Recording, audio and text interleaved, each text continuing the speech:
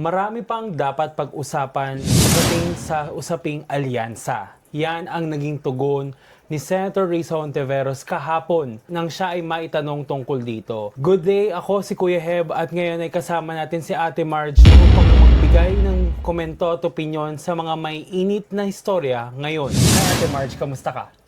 Okay naman ako, Kuya Heb.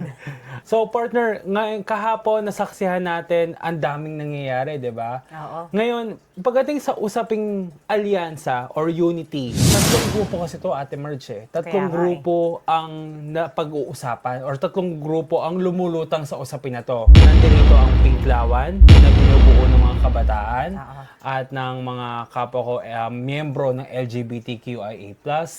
Nandito naman ang oposisyon or dilawan din na binubuo naman ng mga Aquino loyalist.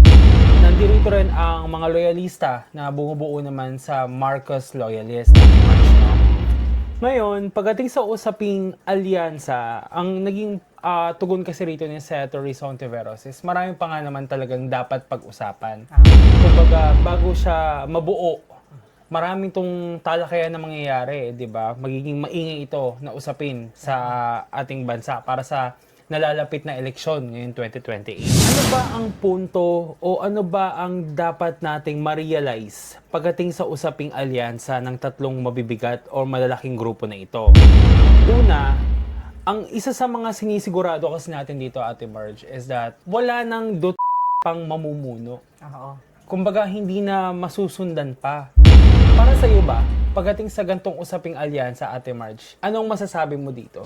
Para sa akin, may saysay ang alyansa. Real talk lang Oo. dahil hati-hati ang boto. Kaya laging may nananalo, minorya lang ang suporta. Kung may unity, may lakas. Kung iisang layunin na walang tayo lang mamahala muli upang maging maayos ang ating bansa. I agree with you, Ate Marge, pagdating sa ganyan. No? Kasi ang pinakapunto talaga natin dito is wala nang pang mamuno or mamahala sa ating bansa. Kasi pangalawang punto natin dito, Ate Marge, is hindi na para maulit pa yung pagkakamali ng nakaraan. Diba? Para sa iyo ba, pag pinag-usapan natin sa ng pagkakamali ng nakaraan, ano ba ang unang-unang topic na pumapasok sa iyo?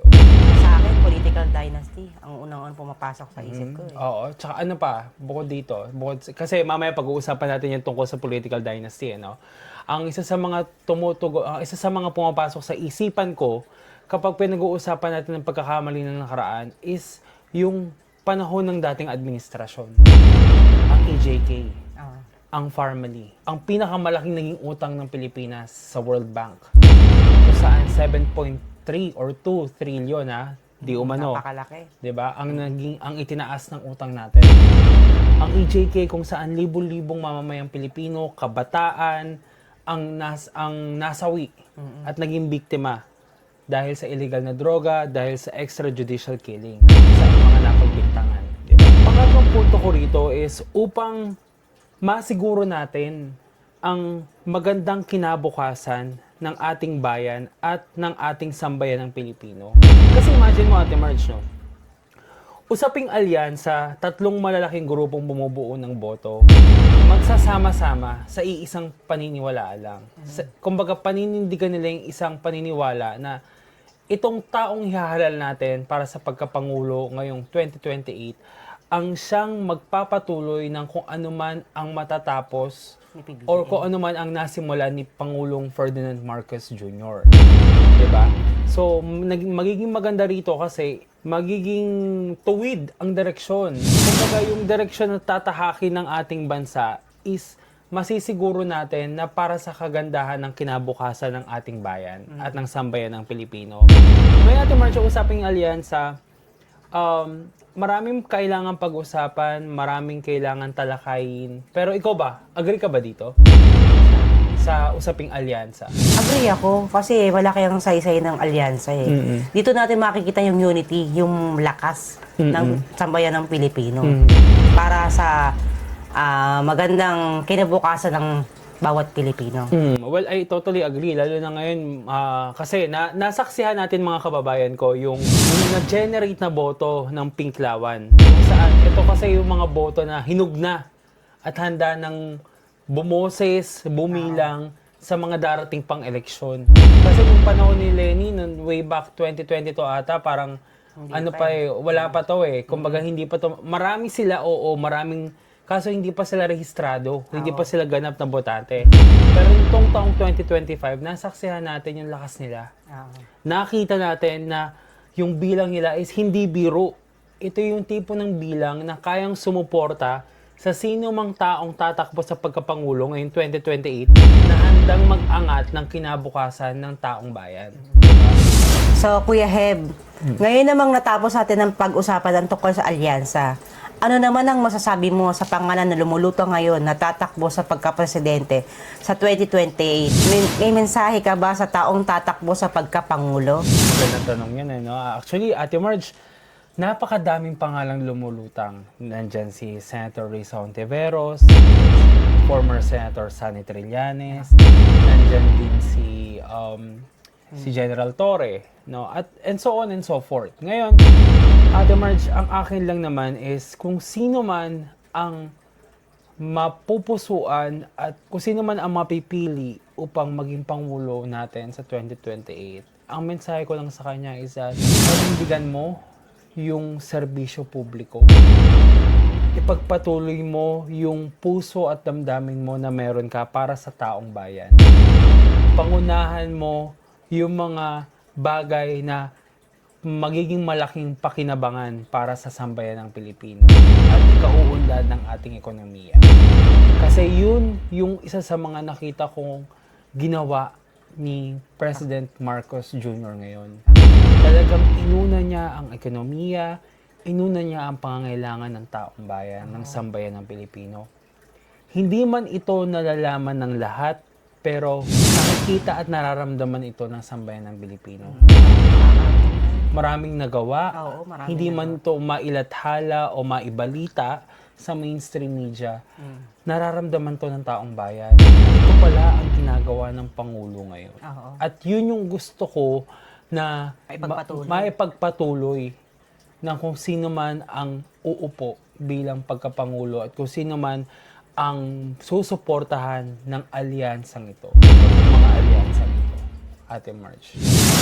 Ngayon, Ate Marge, nabanggit mo rin kasi kanina, no, na pagdating sa anti-political dynasty, although, despite the fact, ha, mga kababayan ko, kanan-kaliwa ngayong araw na to, ha, ngayong February 4, kanan-kaliwa ang may init na talakayan. Meron tayong dinidinig na initial review sa Committee on Justice para sa impeachment complaint laban kay PBBM.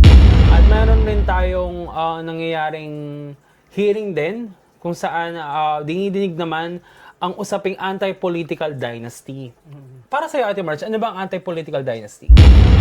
Para sa akin, yung mga magkakamag-anak. Ang political dynasty bill para buksan ng mga oportunidad ng bagong leader. Pigilan ng sobrang konsentrasyon sa kapangyarihan. Malaking hakbang para tuparin ang mandato ng konstitusyon. Kasi ang anti-political dynasty bill na sinusulong ngayon sa Senado at ngayon ay dinidinig na pinangungunahan ni Senator Risa Hontiveros is magandang maisakatuparan na. Bakit? Kasi dahil sa political dynasty na meron tayo sa ating gobyerno o sa ating gobyerno at sa ating pamahalaan, dito rin pumapasok yung mga favoritism eh. Alam mo yung parang, uy, kamag-anak ko si ganito, uy, kamag-anak ko si ganyan. Dapat iboto, dapat paboran, dapat bigyan. Alam mo, dito rin pumapasok yung utang na loob system na kung saan uy, wala ka bang utang na loob, binoto kita noon. Ganon. Tsaka yung tipo bang magbigay naman tayo o magbukas naman tayo ng pintuan para sa mga bagong henerasyon na gustong maging leader. Diba? Magbukas tayo ng bagong oportunidad para sa kanila. Hindi yung namumuno ngayon si tatay, bukas sa susunod na termino si anak, tapos sumunod si apo. Diba? Parang ano ang sense? Paano natin mabibigyan ng ibang pagkakataon at ibang oportunidad ng pag-unlad yung nasasakupan natin, yung distrito natin, kung isang pamilya lamang ang tumatakbo. Eh syempre, alam naman natin pagdating sa political dynasty, Ate Marge, diba? Ito ang ginawa ng tatay. O, sundan mo na lang, anak.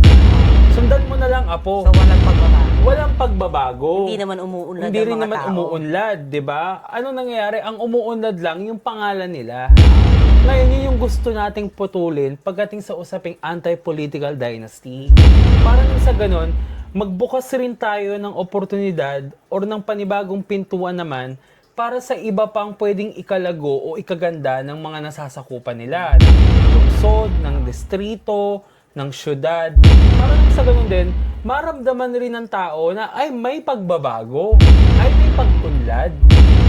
Tapos yun naman. Yun na lang ulit, di ba? Ate Marge? Ulit lang muli yung nangyari. Kaya nga di ba? Umay na ang taong bayan sa ganung sistema eh. Kaya tuloy, meron din namang mga naghahangad o mga bagong pangalan na gustong tumakbo bilang isang leader. Hindi rin sila napagbibigyan ng pagkakataon kasi mas lumalakas din kasi ang political dynasty kapag yung tipong alam mo na, oy, Oo. anak yan ni Mayor. Ganon. Palakasan system kung tawagin nga nila, di ba? So, ngayon, nawawalan rin tuloy ng oportunidad yung mga taong gustong tumayo or yung mga taong gustong maging leader ng bagong henerasyon. Di Gusto ba? maglingkod sa bansa. Totoo. Pero ikaw, Ate Marcia, pagdating sa anti-political dynasty, no, ano ba yung sa tingin mo is gusto mo pang marating ng usaping ito? Sa akin kasi, yung anti-political dynasty, hindi naman serbisyo yan eh. Paulit-ulit lang yan na pangalan o apelido. Tapos sila lang yung umaangat na tao. Well, totoo.